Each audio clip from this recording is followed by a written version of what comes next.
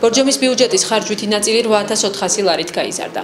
გადაწყვეტილება დღეს საკრებულოს სხდომაზე მიიღეს.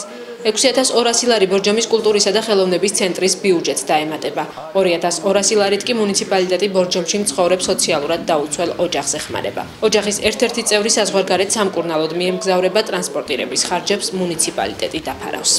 კაუნაში ტარდება საერთაშორისო ფესტივალი ფოლკლორის დარგში 30 ქვეყანა არის მიწვეული, ერთ-ერთი ჩვენია ბორჯომის კონკრეტულად მუნიციპალიტეტის ფოლკლორული ანსამბლი და 10 კაცი ჩვენი მომღერლები, ვაჟებთა გუნდი მიემგზავრება ამ ფესტივალზე პერსონალური მოწვევით.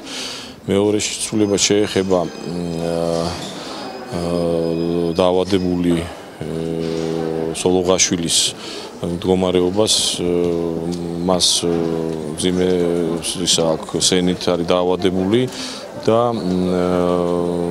სამინისტრომ ჯანდაცვის სამინისტრომ გამოუყო 9000 ევროს ოდენობით თანხა სამკურნალოდ და ჩვენ 2200 ლარით ვეხმარებით მას ტრანსპორტირებაში.